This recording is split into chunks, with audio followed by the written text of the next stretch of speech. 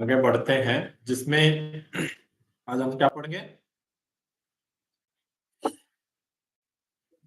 हाँ? स्व का स्व का उदय। किसको पढ़ रहे थे इसमें हमने?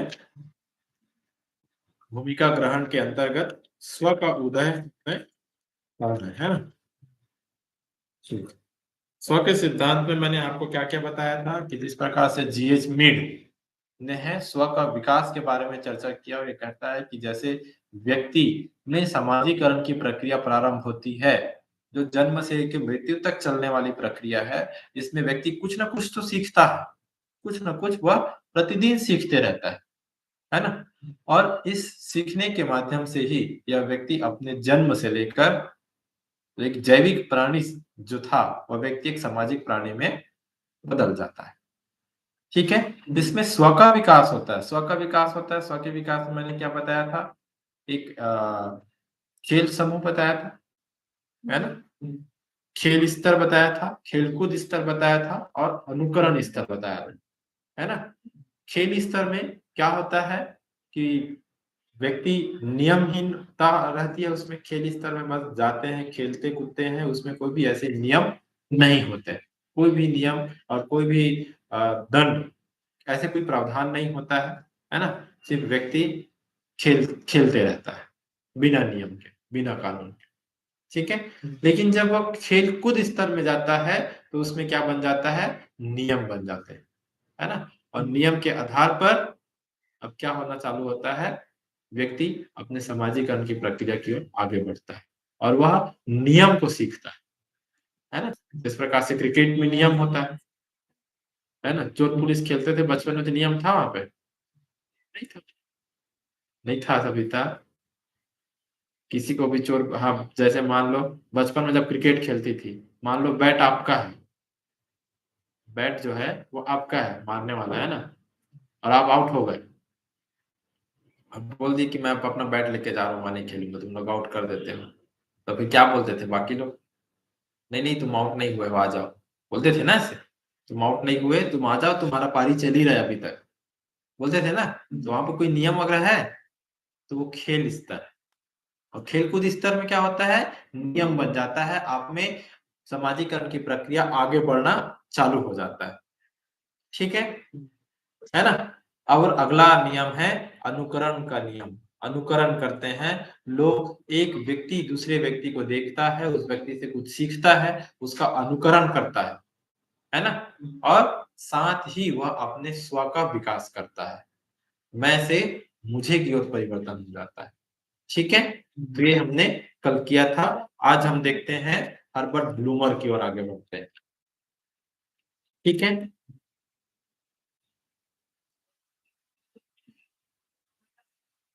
हर्बर्ट ब्लूमर की ओर आगे बढ़ते हैं, और हम हर्बर्ट ब्लूमर के जो परिचय हैं, हर्बर्ट ब्लूमर की पुस्तकें हैं, इनको देखते जाते हैं। ठीक है।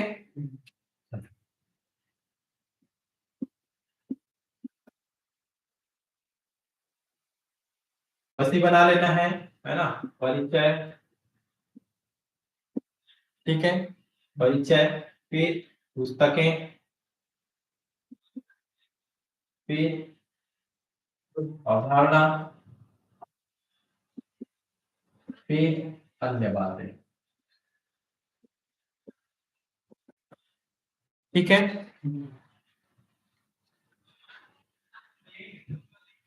चलो, परिचय में सबसे पहले हम परिचय लिखते हैं, है ना। परिचय, आप ऐसे बीच में परिचय लिख लीजिएगा, और ये ऐसे बनाते जाना है। परिचय में सबसे पहले हम क्या लिखते हैं? जन्म, कि इनका जन्म कहाँ हुआ, कब हुआ। ठीक है। 7 मार्च 1900, 7 मार्च 1900 में इसका जन्म हुआ, है ना। कहाँ पे? सेंट लुइस में। सेंट लुइस एक स्थान है, सेंट लुइस, मिसौरी। हाँ,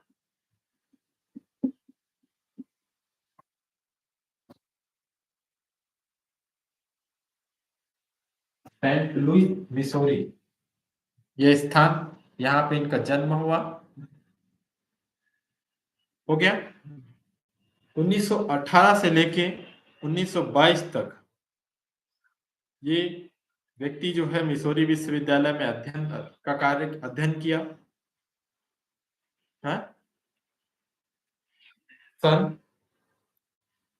1918 से 1922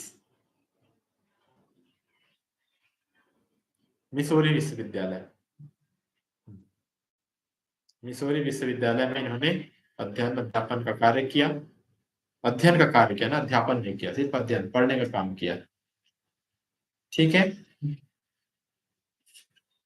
चलो 1930 से 1935 ये फुटबॉल का बहुत अच्छा खिलाड़ी था, फुटबॉल खेलता था, बहुत अच्छा प्लेयर्स था, बहुत अच्छा, है ना। फिर लिखना 1930 से 1935 अमेरिकन सोशियोलॉजिकल एसोसिएशन के लेखा 1930 से 1935 में ये व्यक्ति American sociological association, good morning Padmini, Akanksha लोग को भी बोलो, अच्छा है क्या, ज्वाइन की है?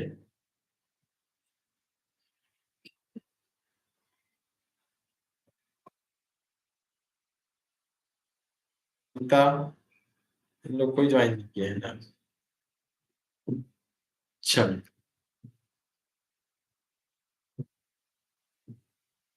अमेरिकन सोशियोलॉजिकल एसोसिएशन के कोषाध्यक्ष और सचिव रहे 1930-1935 में,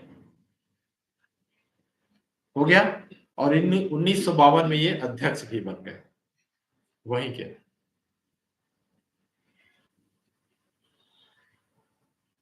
ठीक है। चलो इनकी मृत्यु जो है ये कब हुआ? 13 अप्रैल 1987, 87, 13 अप्रैल को 1987 को इनका डेथ। ठीक है।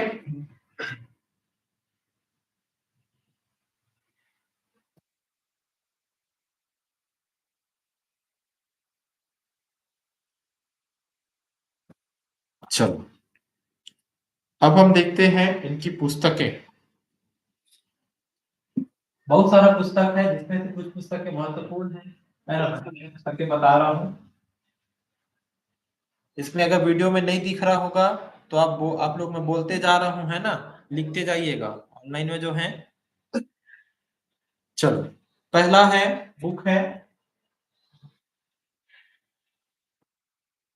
पहला बुक लिखिएगा movies and conduct.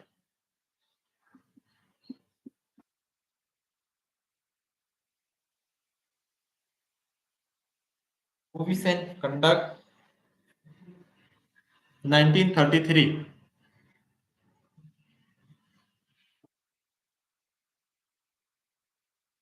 Movies and conduct 1933 हो गया। दूसरा बुक लिखिएगा human side and social planning. Human side and social planning,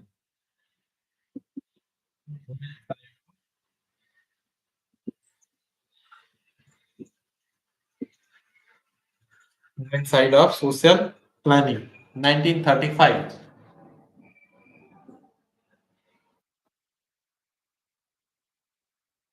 हो गया।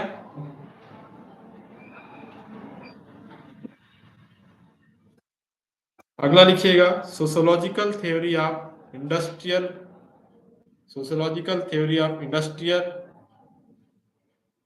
रिलेशन।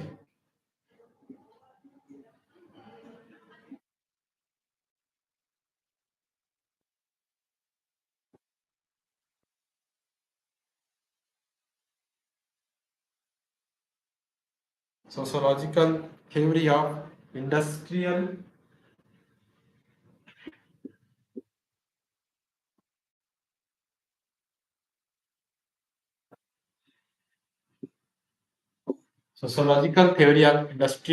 रिलेशन 1947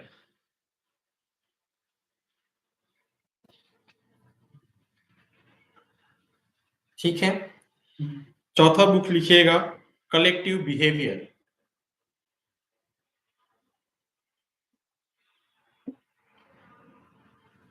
चौथा बुक लिखिएगा collective behaviour.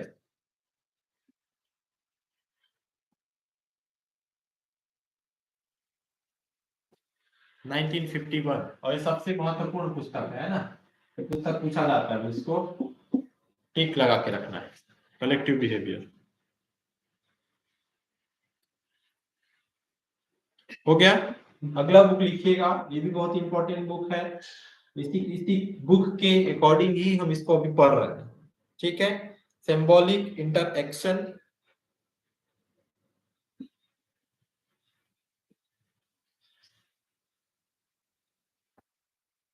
symbolic interaction, perspective and method.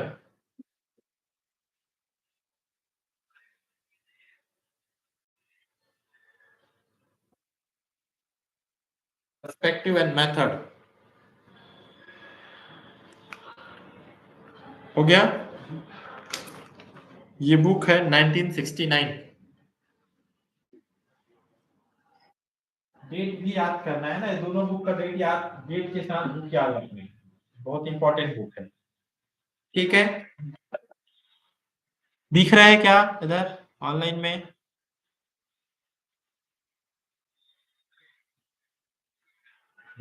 है, देखो जो भी एक मार्कर है। हर्बर्ट ब्लूमर पढ़ रहे हैं पद्मिनी? ब्लूमर है, bloomer.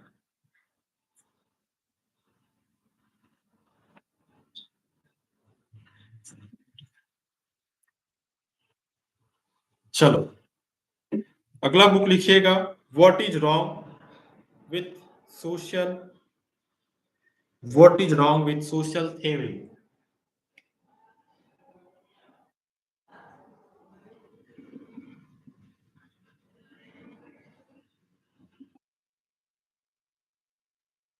Is wrong with social theory.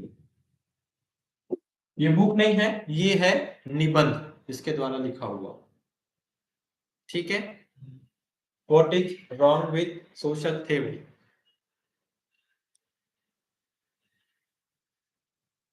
हो गया। अगला इन्होंने निबंध लिखा है, लिखिएगा एटीट्यूड एंड सोशल एक्ट।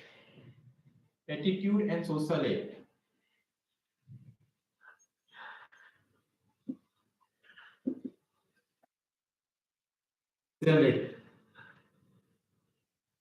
ठीक है। फिर लिखिए ना social as symbolic interactions. Social as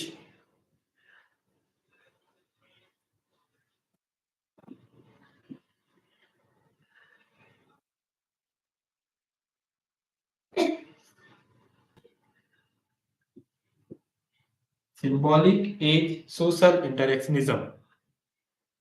हो गया।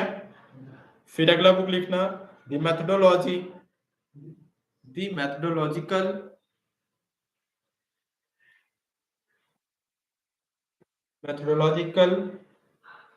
presence of symbolic, the methodological presence of symbolic, the methodological presence of symbolic interactionism।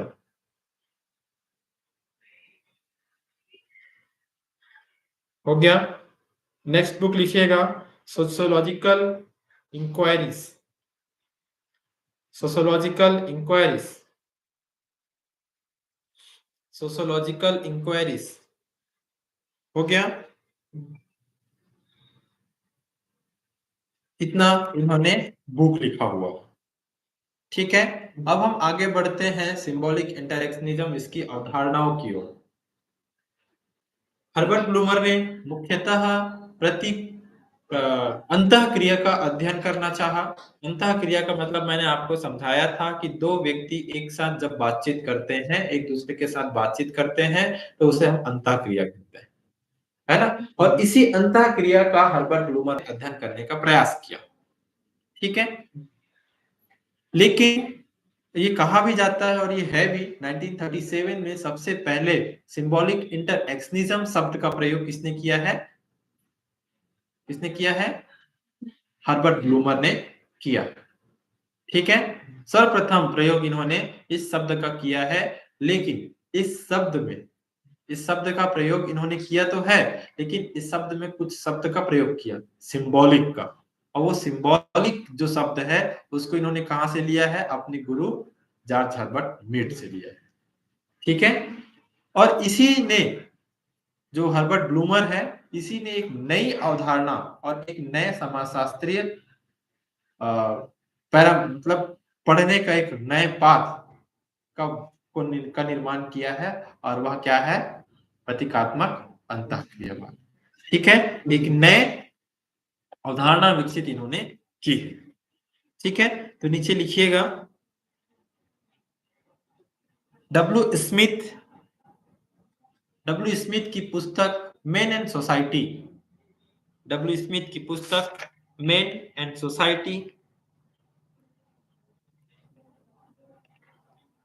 से हमें ज्ञात होता है कि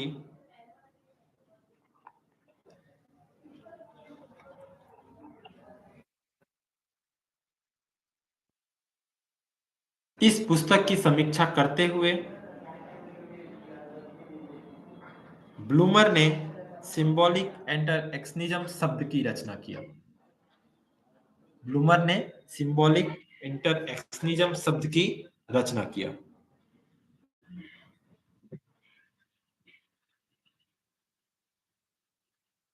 हो गया? हो गया? ब्लूमर ने सिंबॉलिक इंटरएक्शनिज्म शब्द की रचना किया।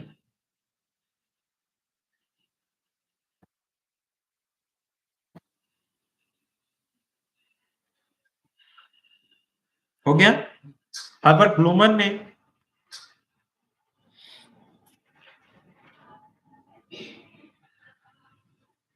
व्यक्तियों के अंतःक्रिया के अध्ययन हर्बर्ट ब्लूमर ने व्यक्तियों के अंतःक्रिया के अध्ययन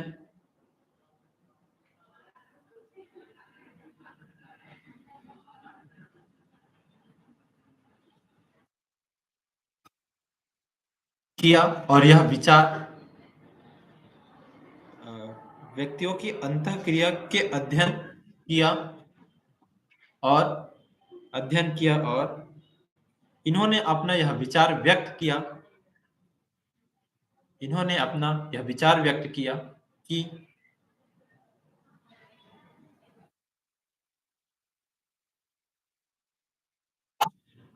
सामाजिक व्यवस्थाएं अमूर्तीकरण हैं, सामाजिक व्यवस्थाएं अमूर्तीकरण हैं,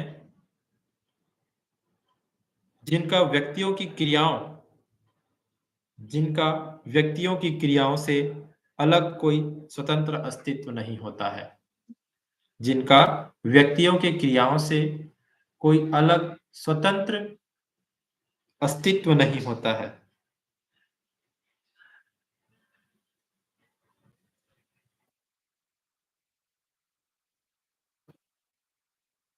हो गया?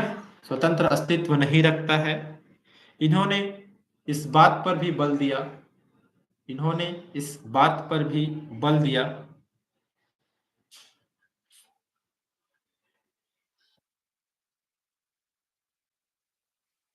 कि सामाजिक जीवन का सारा सामाजिक जीवन का सारा दायित्व व्यक्ति की अंतःक्रिया है। सामाजिक जीवन का सारा दायित्व व्यक्ति की अंतःक्रिया है।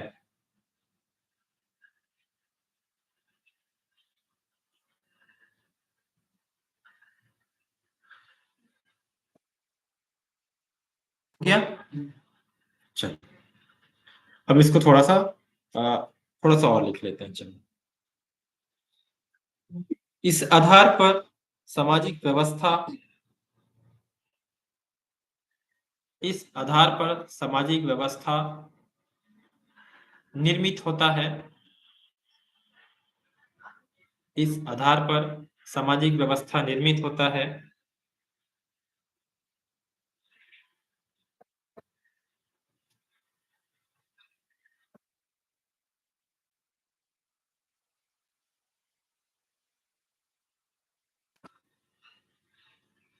ब्लूमर ने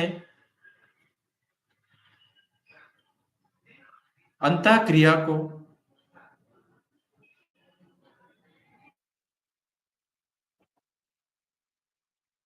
ब्लूमर ने अंतःक्रिया को सामाजिक संरचना के किस पहलू के साथ संबंध है यह स्पष्ट नहीं किया।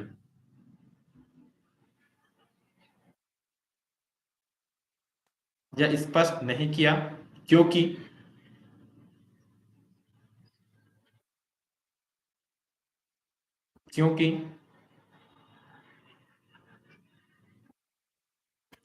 अंतःक्रिया संपूर्ण सामाजिक व्यवस्था या सामाजिक जीवन, क्योंकि अंतःक्रिया संपूर्ण सामाजिक व्यवस्था और सामाजिक जीवन को प्रभावित करता है।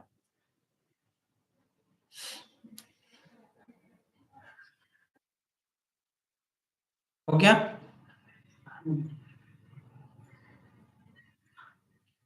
चलो अब इसको थोड़ा समझते हैं, है ना।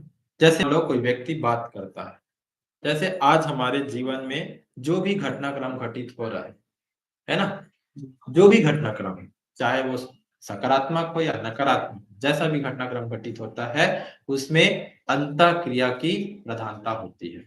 कैसे? मान लो आपने बात किया किसी से, है ना। अब मान लो अभी आप पढ़ने आए, है ना, पढ़ रहे हैं, यहाँ भी एक अंतःक्रिया हो रही है, बातचीत हो रहा है ना, चीजें सीख रहे हैं, ठीक है।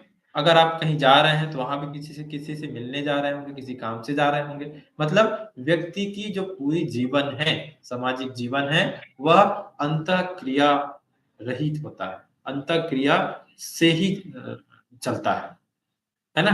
बिना अंतःक्रिया के सामाजिक व्यवस्था और सामाजिक जीवन संभव नहीं है। यह ब्लूमर के द्वारा ऐसी इस प्रकार का कथन कहा गया है, ठीक है। और ब्लूमर ने सामाजिक अंतःक्रिया या सिंबॉलिक अंतःक्रिया के लिए, प्रतीकात्मक अंतःक्रिया के लिए 3 आधार तत्व माना है। अब वो 3 आधार तत्व कौन कौन से हैं? पहला आधार तत्व है कि व्यक्ति अपने आसपास की चीजें, जो हमारे आसपास जो चीजें दिख रही है, उसके साथ अंतःक्रिया करता है ना। पहला क्या है कि व्यक्ति अपने आसपास की चीजों से ही कुछ तो सीखता है ना। जब हम बच्चे थे तो हम अपने आसपास के लोगों से कुछ सीखे, आसपास के वस्तुओं को देखकर सीखे, है ना। जैसे उसका क्या नाम है, बीएफ स्किनर ने एक थ्योरी दिया था, है ना। और बीएफ स्किनर की वो थ्योरी जो है उसमें ऑपरिंग कंडीशन बोला जाता है ना। उसमें ऐसा होता है कि एक छोटा बच्चा रहता है और वो छोटा बच्चा को हम 4 पैर, उसको बोला कि ये जो 4 पैर वाले जो कोई भी जानवर है ना। मान लो आप छोटे छोटे बच्चे हैं ना, एकदम छोटे बच्चे अभी, ठीक है। अब मैं बोला कि ऐसा कोई दिखने वाला एक, ये है ना,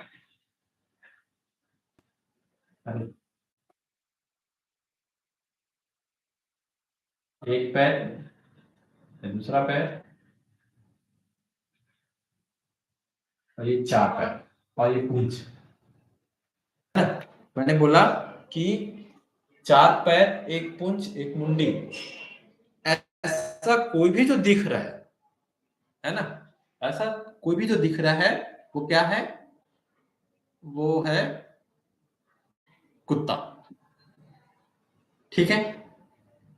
जिसका 4 पैर और एक पूंछ है वो क्या है? कुत्ता, ठीक है। आपने क्या समझा?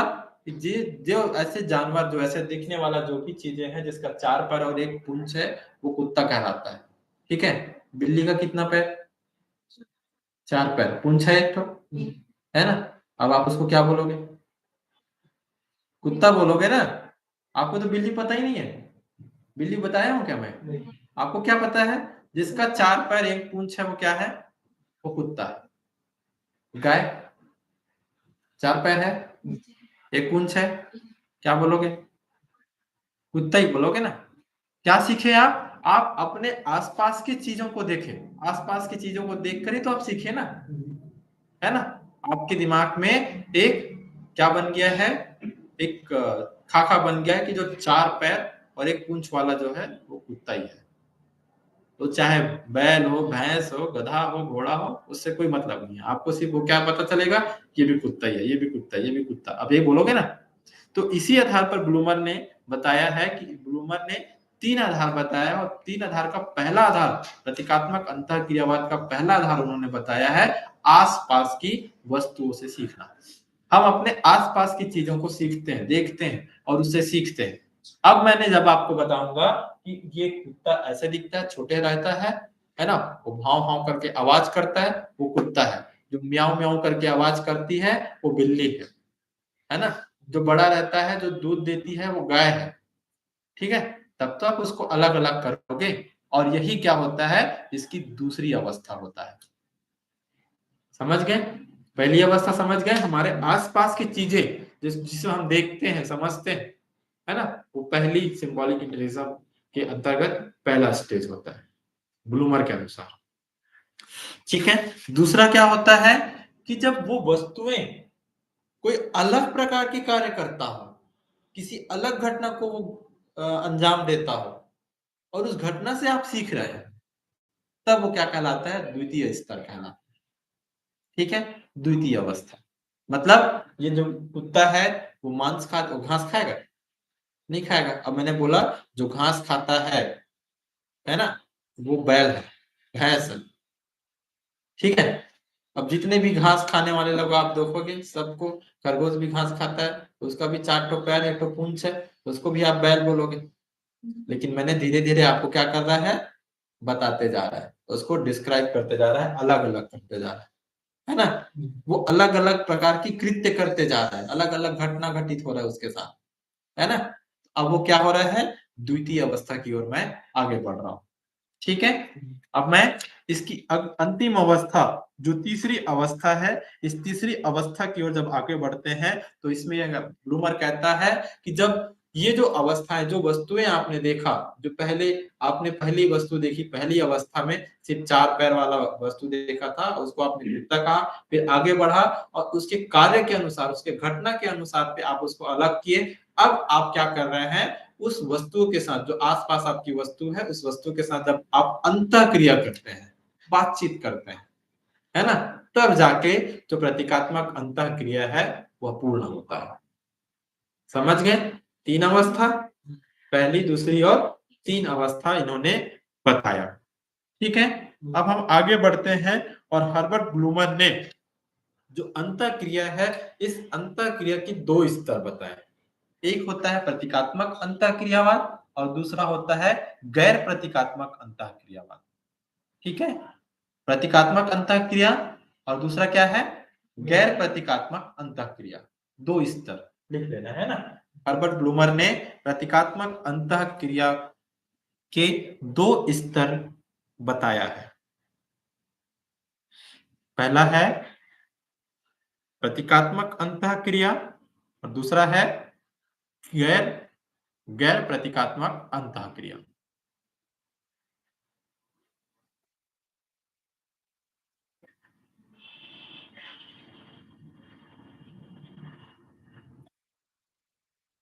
हो गया?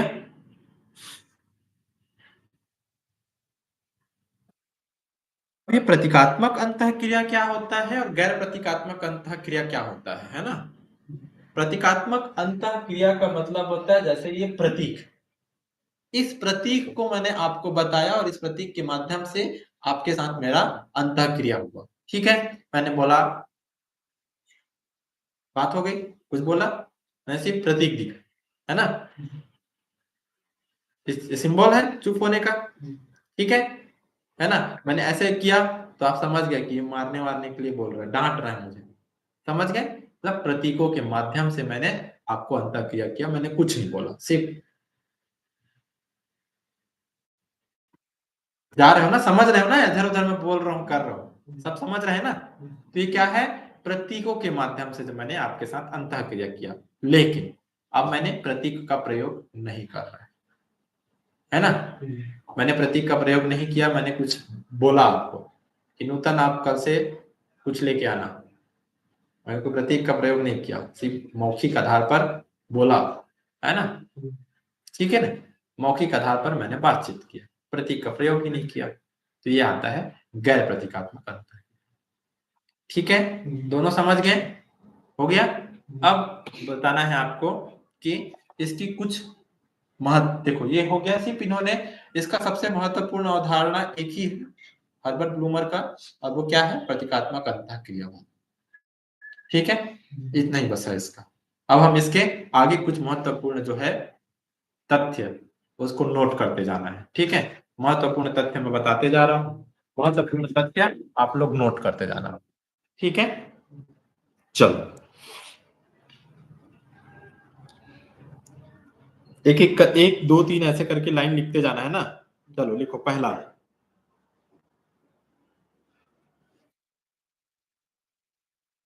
ब्लूमर के अनुसार, पहला लिखना, ब्लूमर के अनुसार, ब्लूमर के अनुसार औद्योगिकीकरण ने परिवार को विघटित नहीं किया, संयुक्त परिवार को विघटित नहीं किया। हाँ, विघटन का तोड़ना जी।